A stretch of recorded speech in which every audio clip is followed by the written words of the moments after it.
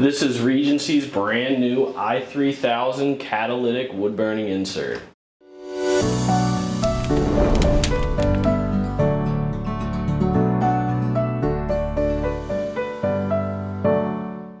So this is the brand new Regency i3000 unit.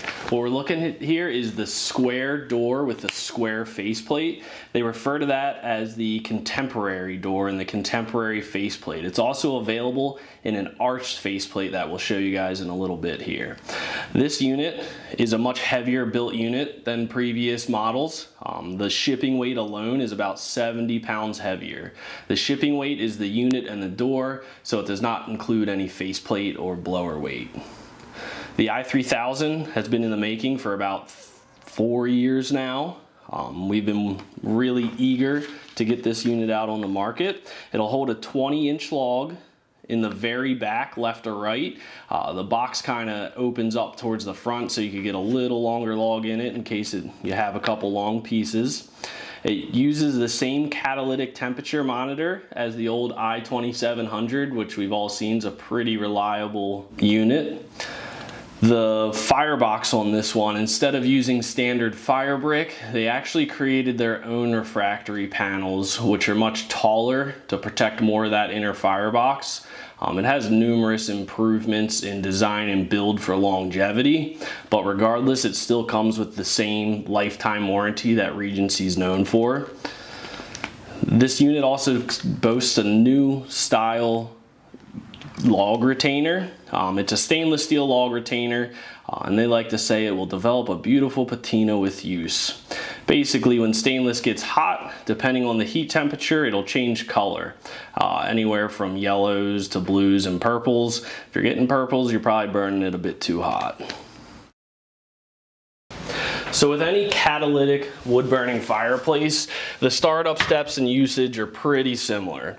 So when you get a fireplace like this is your catalytic bypass rod. When you have it pulled out, that allows the smoke to go straight up the chimney. And when you push it in, it forces that smoke to come to the front, go up, pass through the catalytic combustor, and then up your flue. So during startup, you're gonna have this rod pulled out. Down here with the air control rod, you push it all the way to the right, so it's wide open. There's a little symbol on here that shows you which way is which. You'll put in a bunch of kindling and paper. You'll light your fire, and you'll have the door cracked. You'll sit here and let that fire get established for about 10-15 minutes or so.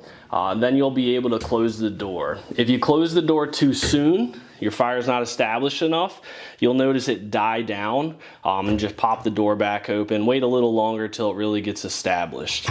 Once your fire is established, you can close the door all the way and just let it start burning. You're gonna watch this monitor here. Right now it's just 76.8 degrees. That's just the temperature in here. You're gonna wanna get this thing up over 500 degrees for a good 10-15 minutes. We tell a lot of people, maybe wait till it gets closer to 600, then you can engage the catalytic. That's now forcing that smoke to go through the catalytic combustor, which slows down your burn times, increases the efficiency, and produces a little more heat for you. So basically, once your cat's engaged, you'll be able to let the unit run to your content. If you get a little hot, you can always tone the fire back a little bit, just to whatever your comfort level is. When it comes to the blower on this particular unit, they made a new addition, which most of us are really gonna like.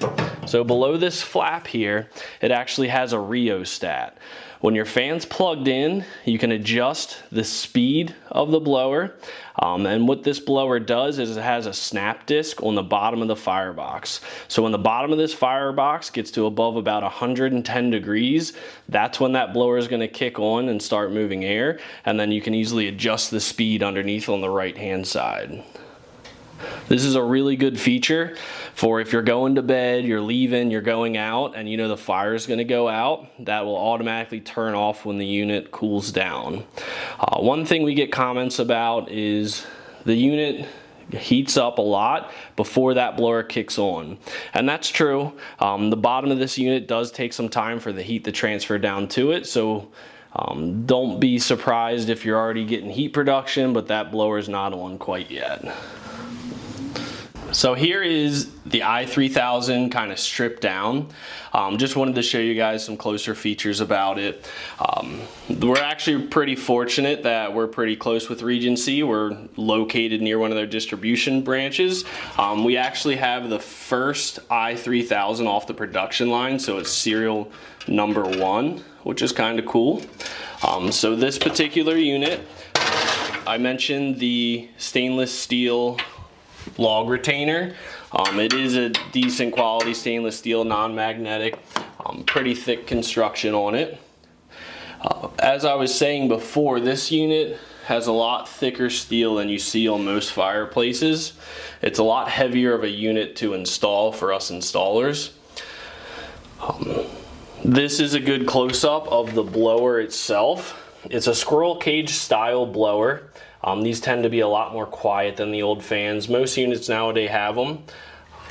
This is pressure fit in, so underneath the front of the unit we set it in and shove it back into some pressure clips that are located back here. The catalytic probe, this is your monitor that slides into the faceplate and locks in. The probe goes right into the back, through the outer heat shield, through the outer firebox, into the flow of the gases right behind the catalytic. That's how you can monitor the temperature of the catalytic. Most catalytics you want to run between 900, 1000, 1200 degrees. That's your operating max temperature. You don't really want to see above 1400 degrees. That's kind of hard to achieve, but if you leave the door open, if your door gasket's going back and it's getting extra air it shouldn't have, or if you're burning certain types of wood that are hard to obtain, like Osage orange, those type of wood are very BTU dense and can really get this thing ripping. One other nice feature, the ash lip here. They went above and beyond on this unit. Small details. The ash lip, they took the time to bevel the top edge, which is just another machining process, which is going to cost them more money to produce, but it's a nice touch on a finished unit. This is the catalytic combustor in the unit. It's a larger unit we've seen previously, and this is also a metal catalytic. A lot of the older models were made out of a ceramic material and then coated. This has a metal material, then they coat that with the catalytic combustion materials, the precious metals. These are replaceable. They are a wear item. The factory, since it's a Regency, they give you a 10-year warranty on the catalytic combustor. Within the first 10 years, the first one's free. So if you destroy a cat, you know, learning to use your unit, didn't really know how, your first one's free, second one's 50% off, third one's on you. So there is a little bit of a learning curve there. This is a flame spreader. This goes in front of the catalytic combustor. This just helps stuff from flying up in there and kind of protects it from direct flames touching it. These catalytic combustors do need to be cleaned out. What I've seen happen on the older models is when you're burning a fire, you're throwing wood in, a lot of ash tends to float up into it. So what'll happen is these outside, the whole thing will get coated with ash.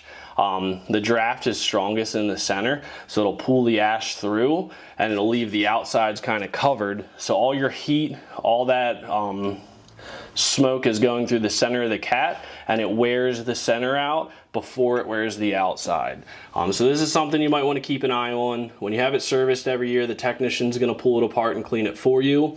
But if you're a heavy burner or a self-servicing person, make sure you take this apart.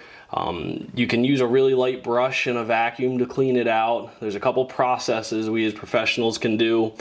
They recommend not using compressed air because people tend to go crazy with it and blow things apart. But a light blower or something will help clean out these veins, and you can look straight through and see what's clogged and what's not clogged. This one's brand new, so the whole thing's obviously going to be nice and clean and clear.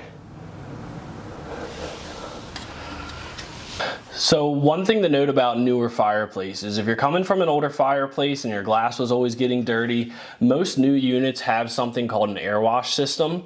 This particular fireplace right here is the air wash system. It allows fresh combustion air to come in through here right above the glass, and what that does is any creosote, anything that builds up on the glass during a hot fire, it's actually going to burn it right off. It's pretty crazy to watch. One thing to note about this that I see, which is interesting, is the end here, they kind of dip in so more oxygen can go towards the edges. I think they might have done that just so the edges of the glass stay clean, because that's the hardest part to keep cleans around the outside. Just a nice little touch. Another secondary air, so you get fresh oxygen through this tube in the front. The goal of this is so that when your fire is burning down there, you want to be burning the gases coming out of the wood. So as the gases rise up and out, it's going to give it fresh air up high, so it can actually burn the gases up here. When you get this unit running to its efficiency point and you go to choke it down, what's going to happen is the flames are actually going to separate off of the wood and be spiraling around in the top of the fireplace. It's kind of crazy to watch, but that's when you're actually having like gasification happen, and that's going to be your most efficient burn. So this is your fan assembly. This is an option on these fireplaces, but it's highly recommended. This is your rheostat that gets bolted underneath. You can adjust the speed or you could turn it off completely. Underneath here, you'll see the snap disc that's installed on the bottom of the unit. That's where it detects the temperature. So when I said before about the fireplace being warm and the fan not kicking on, the very bottom of the fireplace that you see there has to get up to 110 degrees, which activates that snap disc and kicks the fan on.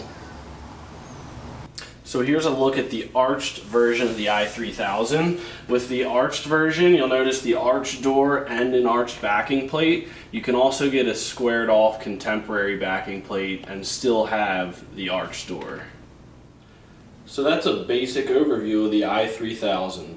Let us know in the comments what questions you may have, or if you plan on putting one of these babies in your fireplace. Don't forget to like this video and subscribe for more fireplace and hearth content.